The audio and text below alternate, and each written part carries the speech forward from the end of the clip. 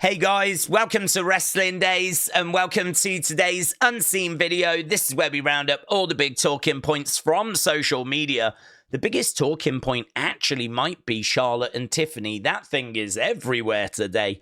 But probably the most important talking point is Kevin Owens. So Kevin Owens has actually done a sit-down interview with Robbie Fox, Barstool Sports, giving us a lot of information.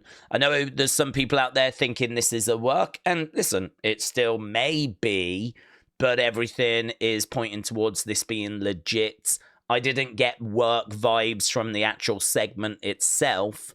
And I don't know, more information to share with you in this folder. So let's start with this, though, because this was one of the weirder aspects of that segment. So Kevin said what he said, left the ring, and then, of course, we saw him kind of go back to a fan that had shouted something, and then we cut away. And so everyone wants to know what was said, how long were they interacting, what actually went down. Well, we've got the fan footage, and it's actually very short. So Ambi is I think the original person to post this. So they're claiming that the fan told Kevin, "You're still shiz." Now, I can't hear that. I can't make that out. I can't confirm that that is what is said. I don't know if this is Ambi that was stood here and maybe heard it firsthand. It certainly sounds like Kevin heard something along those lines. But there are some other theories. Some people thinking that he might have shouted, "This is shiz." Like, this is a load of shiz. Like, I don't believe this. I think this is fake. I don't think you're really hurt. Something like that. Maybe that would still upset Kevin if he is really hurt and very emotional. Maybe that would still get to him as well. So it's hard to pin down exactly what was said. What I'm going to do is play it, and you can make your own mind up. So here's the clip. I think I've got it turned up max. So here's the clip.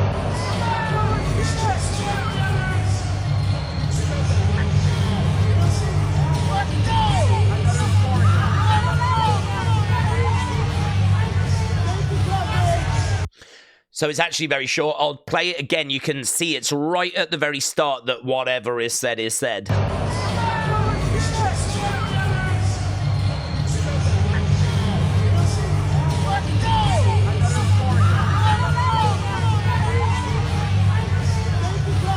I can see Kevin saying, "Who said that? Was that you?" I think he says something like, "You're a little B word," right? There's an F-bomb in there as he's walking away. But it's very short, right? It's very short. But I just can't hear what's shouted from the crowd.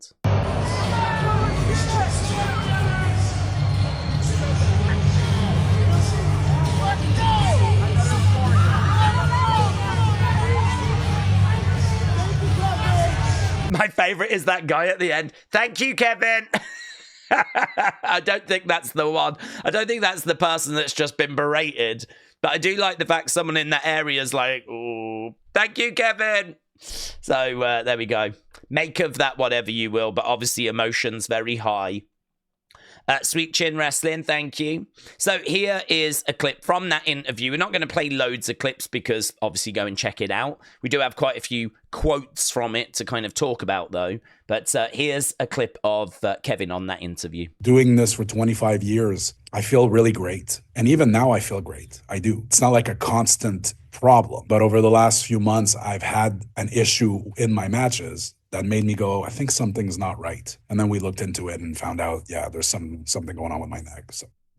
So there we go. So it seems like it's not a constant issue, but he actually goes on to say he had a scan last year just to have a check, and everything came back okay. There was a few little areas that they needed to look at, but nothing that seemed out the ordinary. And then I think he's gone on to say that in January, he definitely knows that there were some moments that, you know, there was an issue, and after certain matches, he could really feel something to the point where it's like, we need to get this looked at. He's gone and had it looked at, and we are where we are, right? So obviously a lot of people speculating as to what those matches were. A lot of people pointing towards the Cody Rhodes Royal Rumble match, where there was some pretty big spots.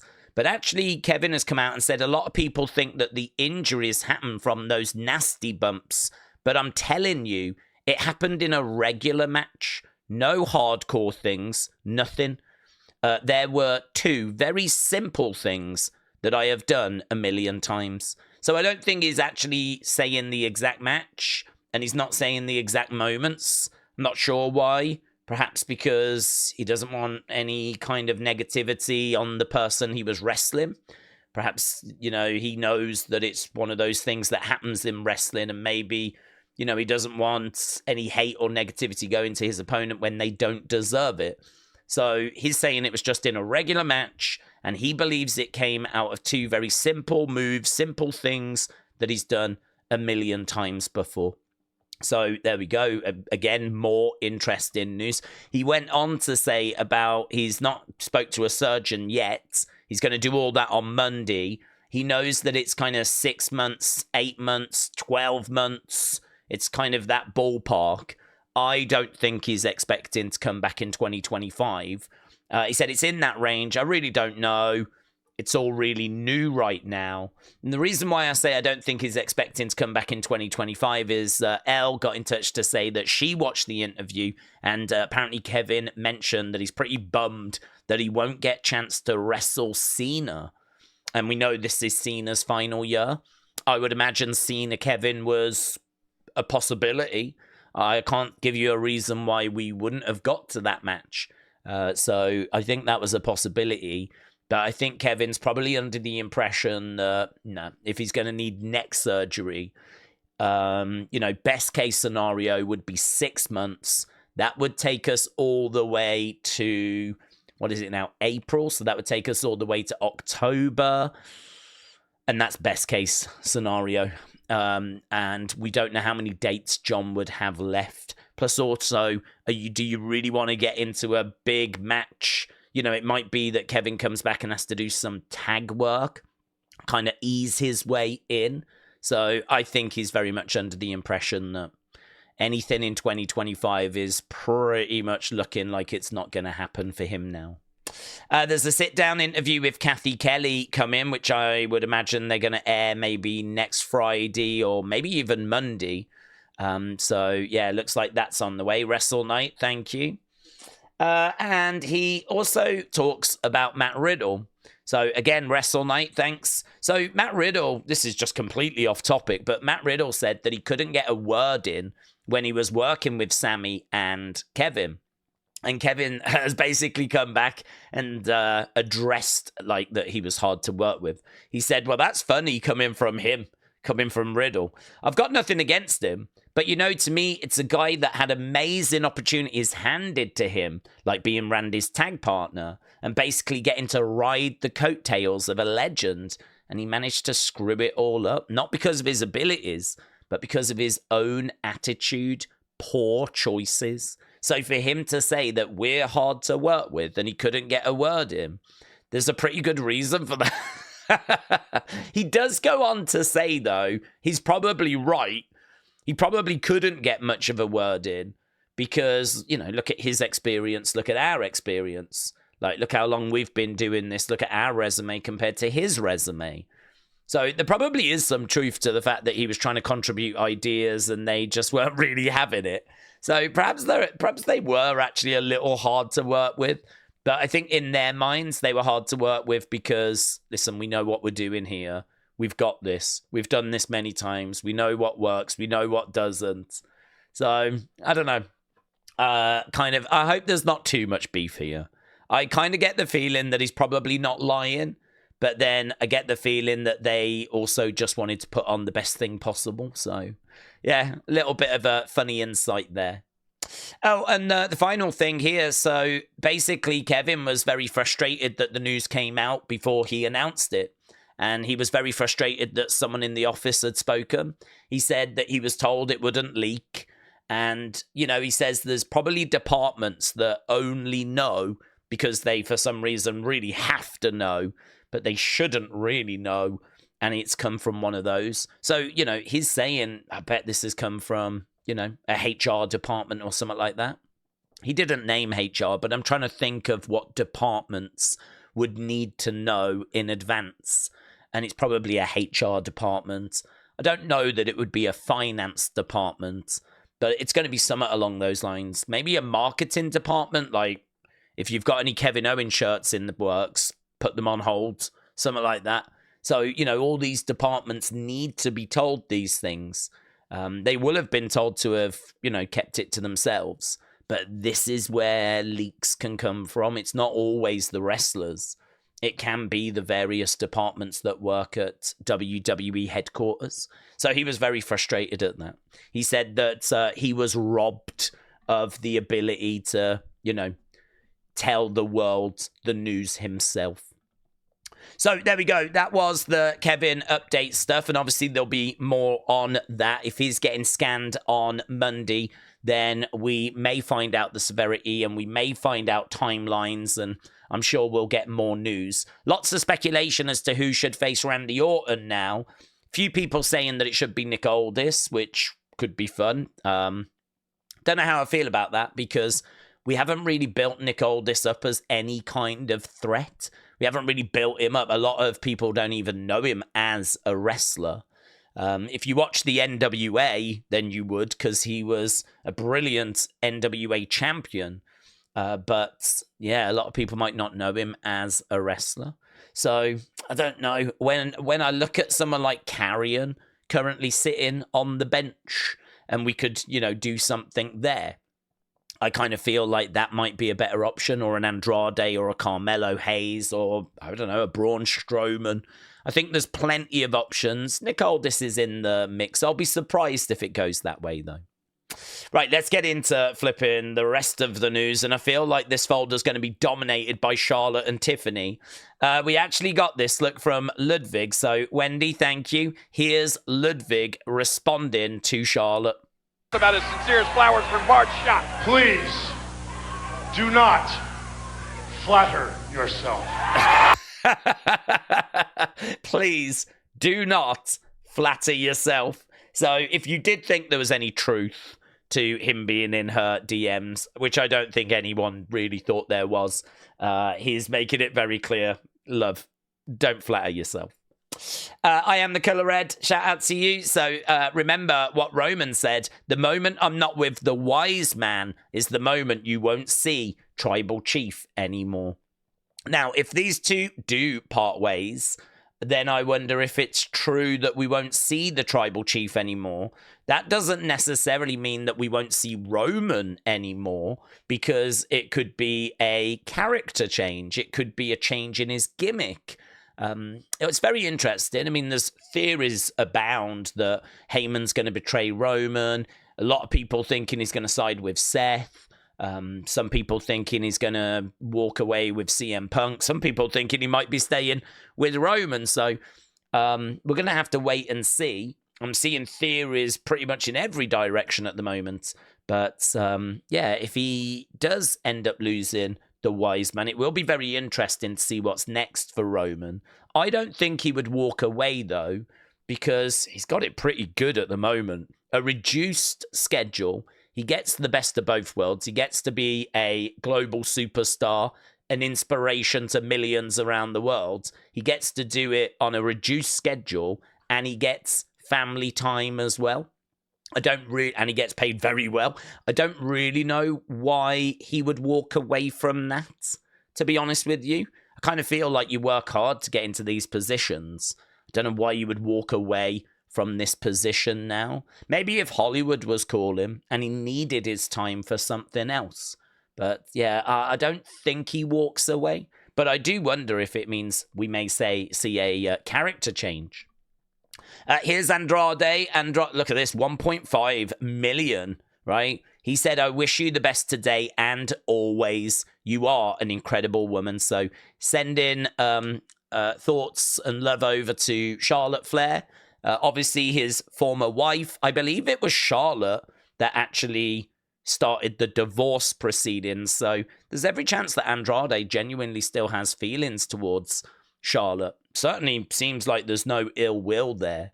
Actually, today of all days was Charlotte's birthday, coming on the heels of that dumpster fire of a segment. So, yeah, apparently Andrade got a bit of backlash for this, which I think is really sad because people are saying he's only sending this to try and get out of catering and stuff like that. I don't really understand how this gets him out of catering, right? He has obviously been in a relationship with her. They were married for a few years. She was the one that ended it, is my understanding. I could totally believe that he still has some feelings there. And, yeah, I don't know. I don't agree with people saying that he's just doing this to try and get out of catering. Right, Penta applauding Rey Fenix's debut, so love seeing that. Wrestle Night, thank you. Okay, Dave, shout out to you. Right, we're going to dig into this stuff now. This is the juice. So this coming out Wrestling Observer. A source close to Tiffany Stratton says that Charlotte Flair went off script first. To be honest with you, I think Charlotte was going off-road in that promo when they were doing a sit-down interview. I took that as her just giving the rookie, you know, a little bit of a lesson. Like, be prepared. Yeah, don't come in here and just follow the script and think that it's all going to go, like, you know, swimmingly. You are here basically to take my spots. And I ain't thrilled about that. So, you know, I'm not going to make this the easiest road. Some people would say that that's very unprofessional and it would be hard to argue with that. But I think that it has actually taught Tiffany a lesson, and we saw that lesson had been learned because she went in the ring fully prepared, right? And she might not have been fully prepared. She is, as much as people might not want to agree, going to be better following this feud, right? She is going to be better prepared. She's not going to want to be in that situation she was in that sit-down interview. And she showed that this week. She came in saying, what was you doing when you was 25? I don't know what she was doing when she was 25. I don't know what Charlotte was doing.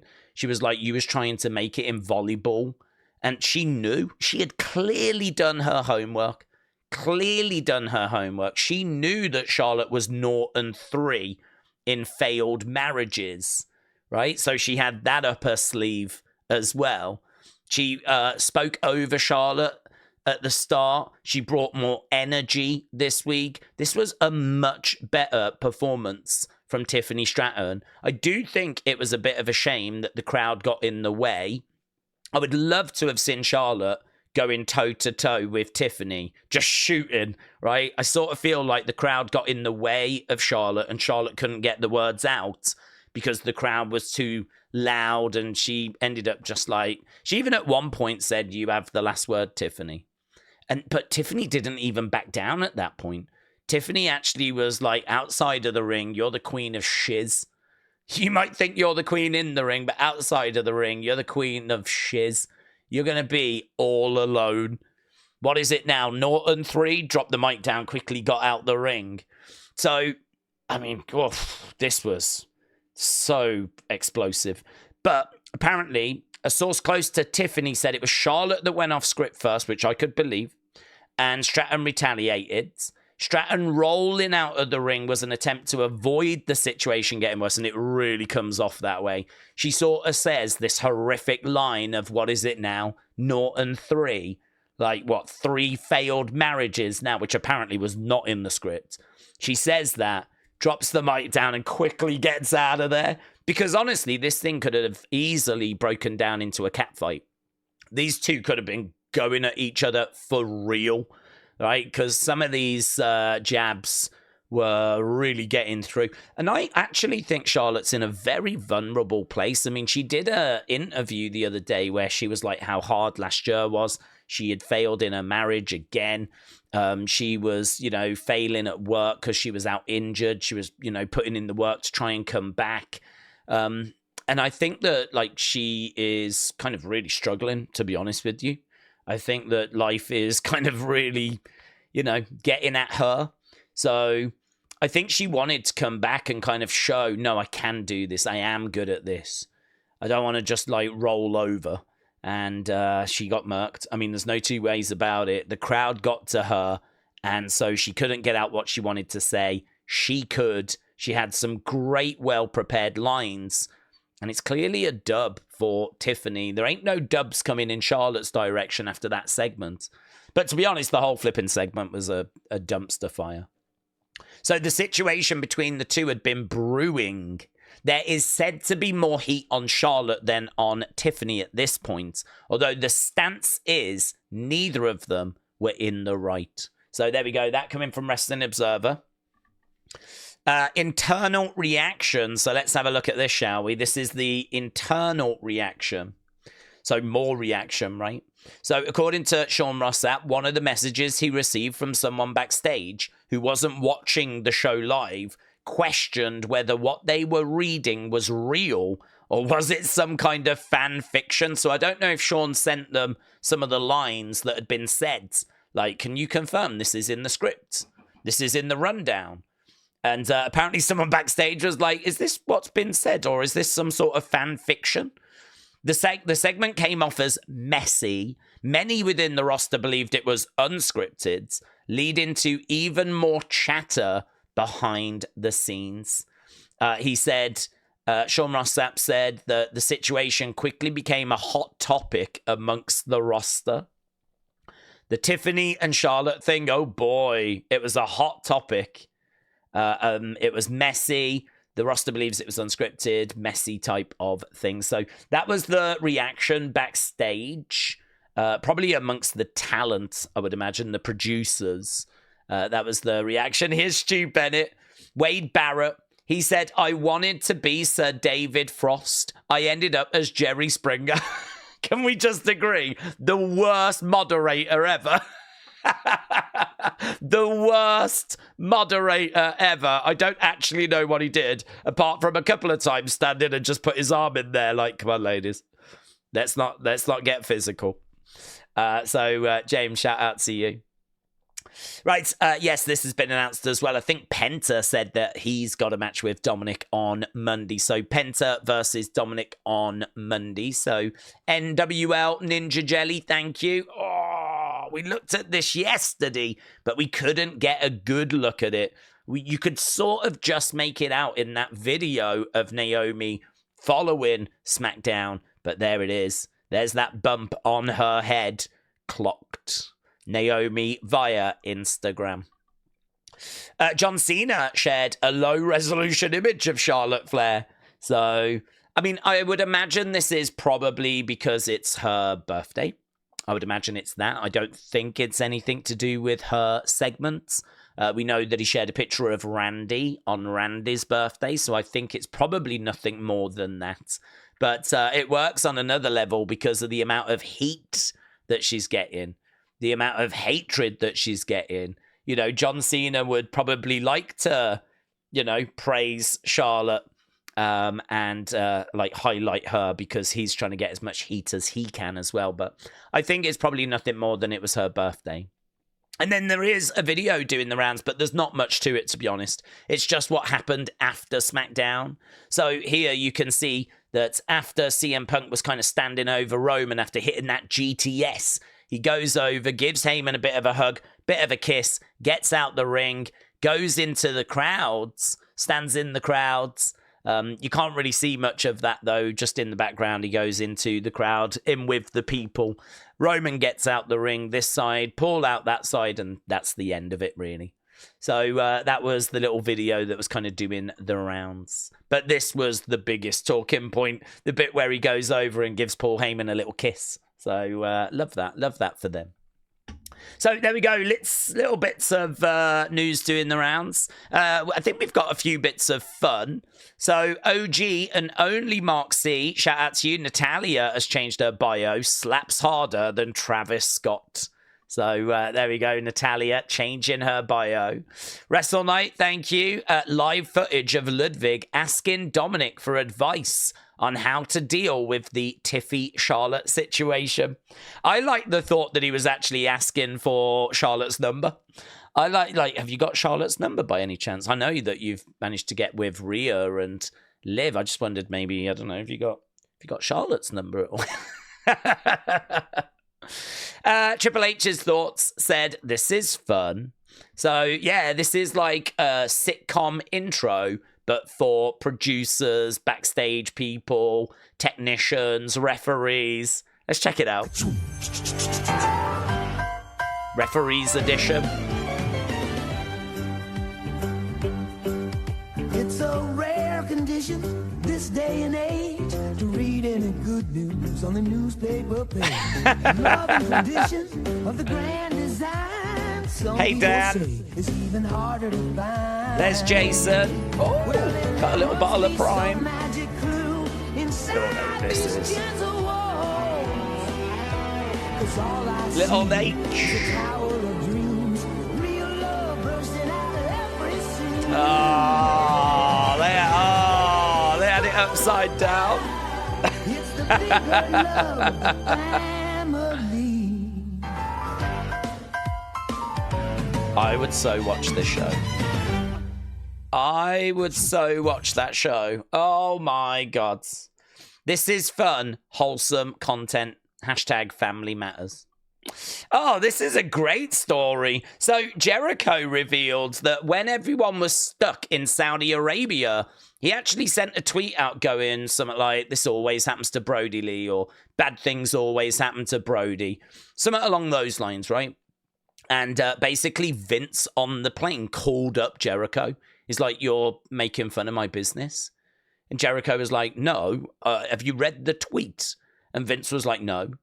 And Jericho was like, well, I'll send it you, but I'm not making fun of your business. I'm basically saying this is the kind of thing that always happens to Brody Lee, my friend, right? Because Brody was still with us. I think Jericho might have been in New Japan at this time, or maybe just joining AEW. And so he was not with WWE at this time. And Vince saw the thing and he was like, right, I see what you're saying. You're still fat, though. That's what Vince said to Jericho. Okay, yeah, I see your point. You're still fat, though. And Jericho was like, what? So apparently he took a picture of his abs and sent them to Vince to show, no, I've got abs. And Vince replied by saying, stop sucking your stomach in. And so these two were going back and forth, bickering. Oh, my God, what a great story.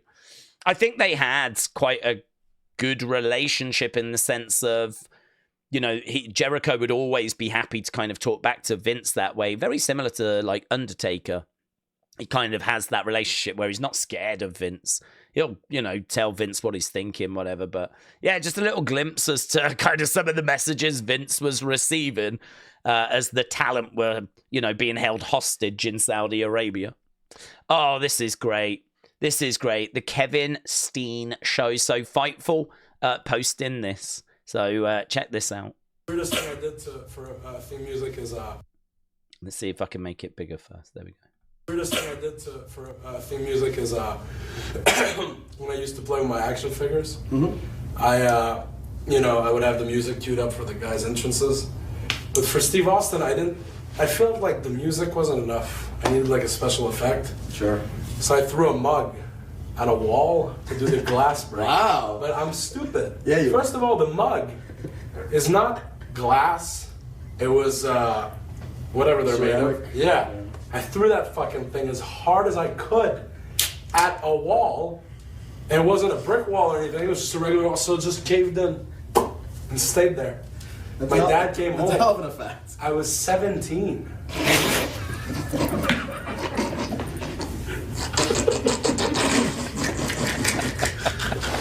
Okay. Maybe not 17, but I was definitely at least 14. Whoa. Maybe 15. And I was not expecting that. That's a great reaction, isn't it? That reaction makes that. He's like, no, okay, maybe I wasn't 17, I was like 14, but, you know. So isn't that just such a great story that he was trying to get the glass shattering sound effect? And obviously now you just download it from the internet, but back then that wasn't an option. And so he actually got a mug and thought he could throw it at the wall to get the same effect, but it just stuck in the wall. That moment where he tells the dude, who just happened to have a drink at that exact moment, and I was 17. Oh man, that was perfect. Perfect. So Fightful posting, that's an old clip, you can tell. Oh yeah, look at this. That time that Stone Cold stunned DX so badly, he gave them memory loss. So here, right, this is a good clip, actually. Stone Cold, this is from, I'm guessing, a live event. I've not seen this before. But there's a stunner to China, right? Then I think is about to stun, is that Triple H? Looks like it. That looks like Shawn, of course. So he delivers all these stunners. Then he goes back to China. And he's having a few words there with China, like, hey, are you okay? Is everything okay? I just saw who did this. And China's like, oh, really? You saw who it was? Yeah, I saw who it was. Oh, my God, I've got you. Oh, my God, I've got you. Give us some praise, guys. Give us some praise. Look at this woman. Yes. Yeah. Boom. What? So there we go. That's just a fun little clip that 90s WWE found from, I could believe a 90s live event show where Stone Cold was dishing out some stunners.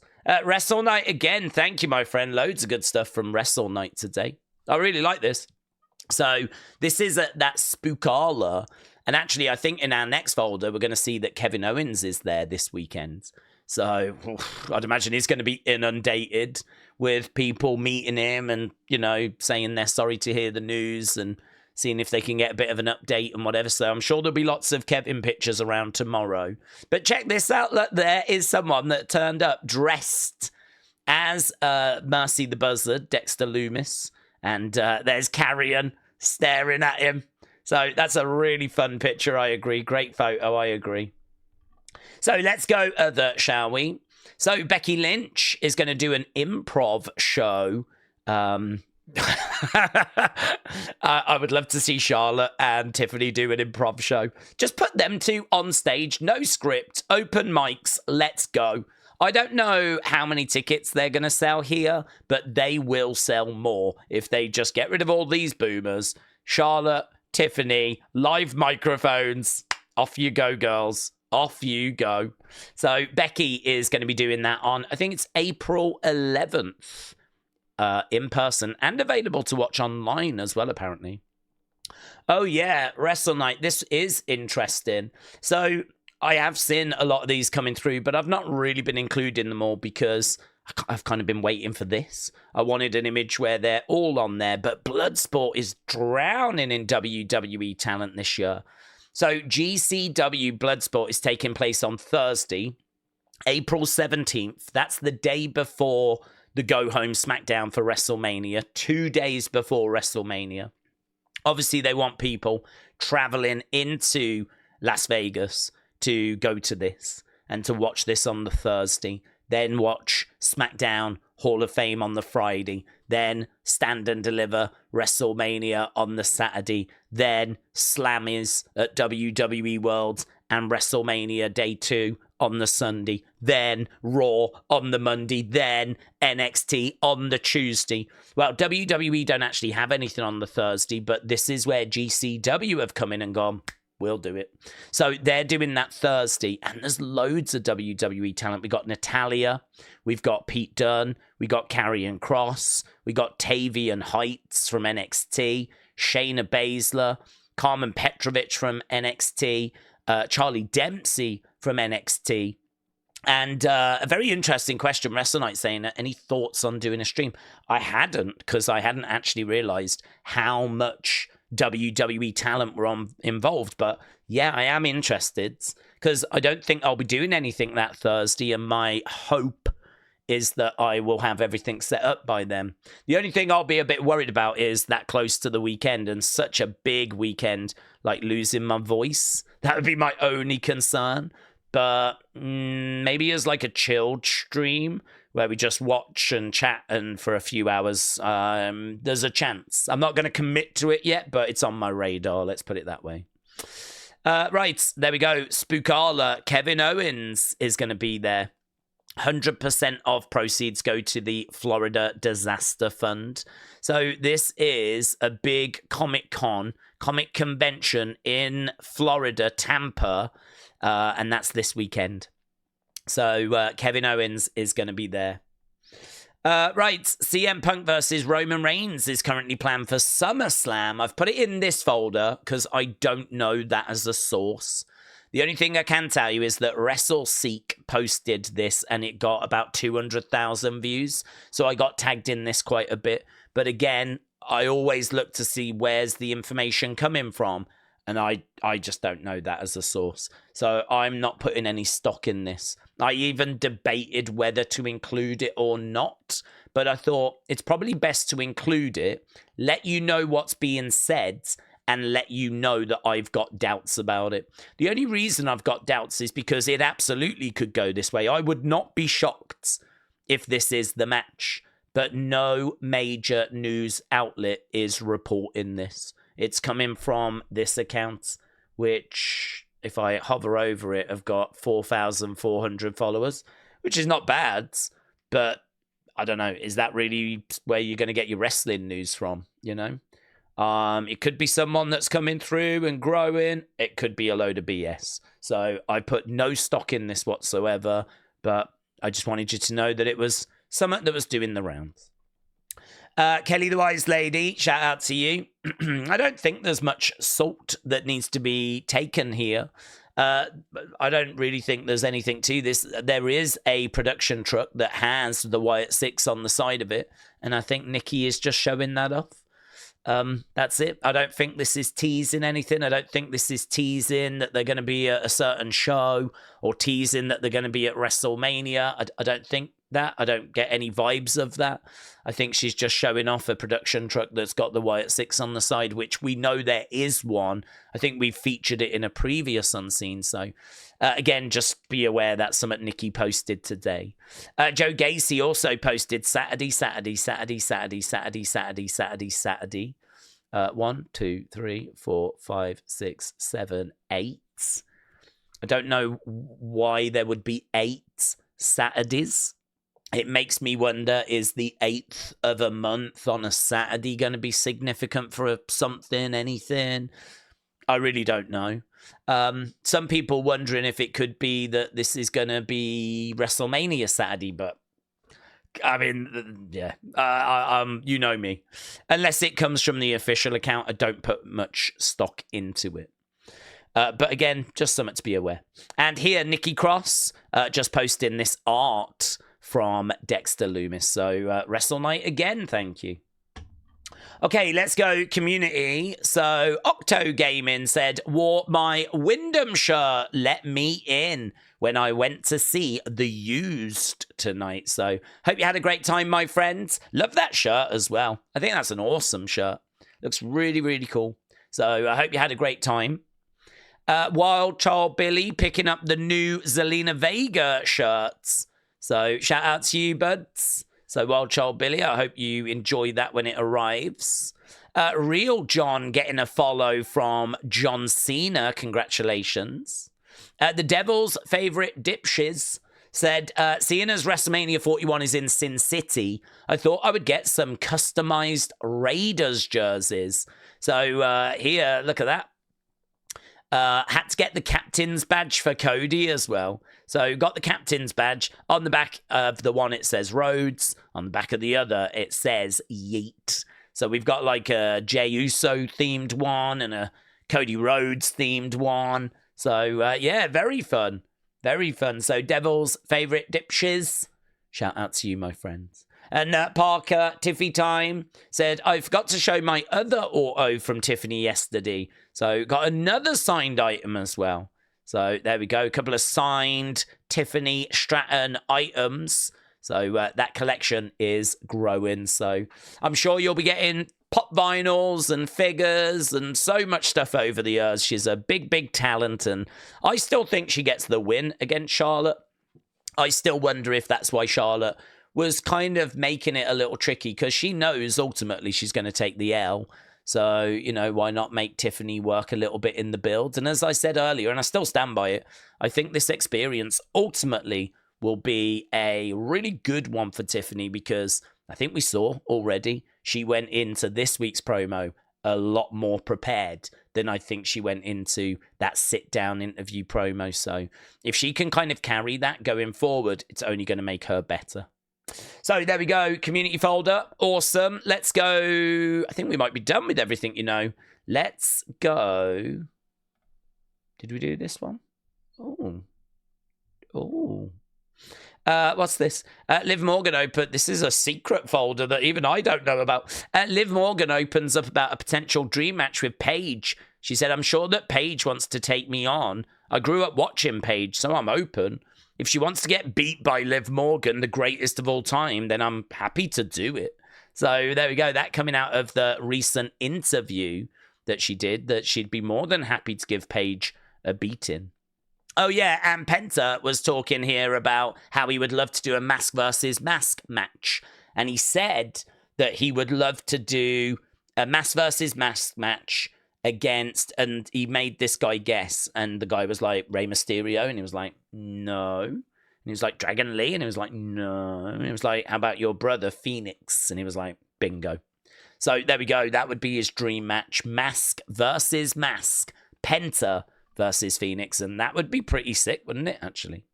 So, wrestling's biggest fan, thank you, my friend. And talking of thanks, let's go through the thanks folder. So, Christopher, yeah, that was really fun with the refs. So, shout out to you, buds.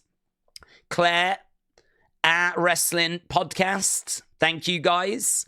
Robin, Wrestle Night, Wild Child Billy, Wrestling's biggest fan, Bradley, Babs the Barbarian, CM Chunk, Fly Music, Raymond, Kelly the Wise Lady, Sweet Chin Wrestling, Little Bit of a Fan, Christopher, Jang Tae Sang, Project X sees all. Big Bam, Real Wrestling Fan. A big thank you for all the support. I hope you enjoyed this one, by the way. I mean, I liked today's, but I thought this one was full of stuff. I was really pleased. I'm pleased with this one. I'm pleased with all of them, but I really did enjoy yesterday's. I thought yesterday's was really good.